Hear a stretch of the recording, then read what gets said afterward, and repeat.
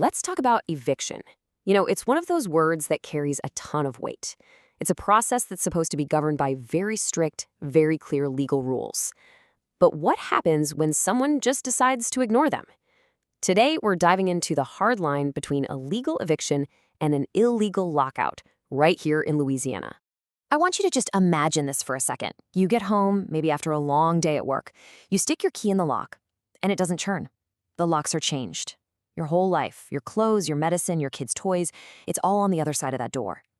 Your first thought is probably, wait, can they even do this? Well, the answer to that question is what this whole explainer is all about. All right, here's how we're going to break it all down. We're going to start with that changed lock scenario. Then we'll walk through the exact court process that Louisiana law requires. After that, we'll get into what's called a self-help eviction and why it's actually a crime. We'll also touch on some shifting federal rules that have been causing some confusion. And finally, we'll draw a really clear line between what's legal and what's lawless. Okay, first things first, let's get this fundamental point on the table.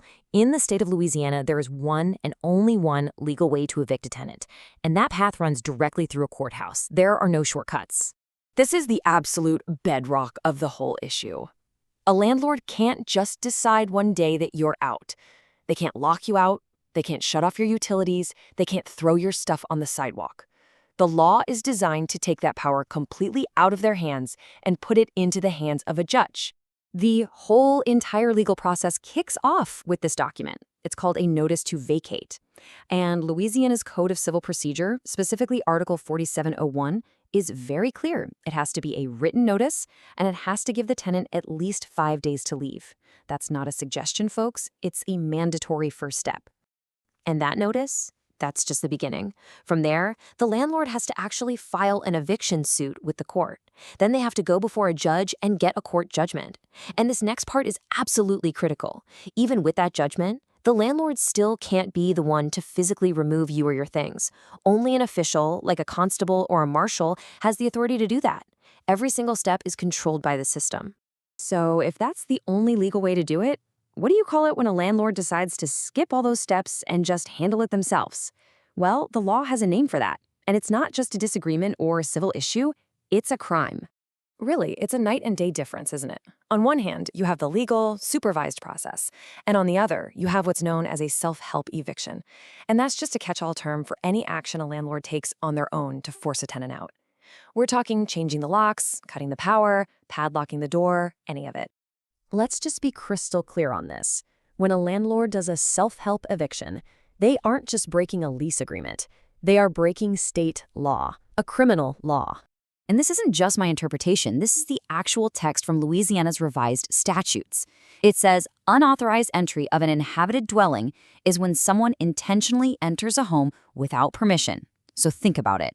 When a landlord changes the locks and goes inside to move your things, they are literally walking into the definition of this crime. And the consequences are serious. We're talking about a potential prison sentence of up to 6 years. That penalty tells you everything you need to know about how seriously Louisiana views an illegal lockout. This is not a minor infraction. Okay, so the state law is pretty black and white. But to make things a little more complicated, there have been some recent changes to federal rules for subsidized housing. And these changes have created some confusion, especially about notice periods. So it's really important to understand what these changes do, and maybe more importantly, what they don't do. So here's a quick rundown of what happened. Back in 2021, because of the pandemic, the Department of Housing and Urban Development, HUD, they put in a 30-day notice rule for non-payment of rent in their housing programs. They even made it permanent in 2024. But then, in a pretty major reversal, HUD scrapped that rule, sending things back to the way they were before 2021. And this chart shows you what that change actually looks like on the ground. For public housing, the notice period for not paying rent dropped from 30 days right back down to 14. For some Section 8 programs, it went from 30 days down to just 5 working days.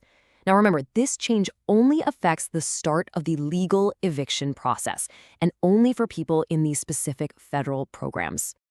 Now, you might be asking, why did they make this change?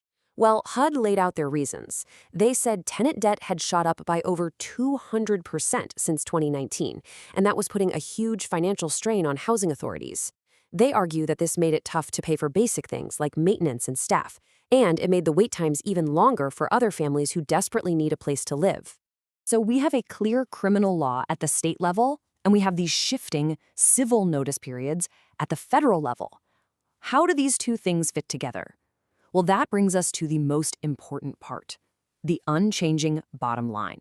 This is it. This is the single most important thing to take away from all of this. Those HUD rules, they're about the civil notice you need to start a legal court case. They can change, and they just did. But Louisiana's criminal law against a landlord taking matters into their own hands, that is constant. It has not changed. Let's put it as plainly as humanly possible. The law in Louisiana requires a court process. Always. Period. The lockout, which is just a way to bypass that court process, is therefore always illegal. A federal rule changing a notice period from 30 days to 14 days does not in any way, shape, or form give a landlord permission to commit a crime. And all of this leaves us with a really big fundamental question. The recent changes from HUD were an attempt to rebalance things because of financial pressures on landlords and housing agencies. But these kinds of shifts just highlight this constant tension in housing policy. So how do we strike the right balance between protecting a property owner's financial rights and making sure a tenant's basic human need for shelter is met, all while staying within the bounds of the law?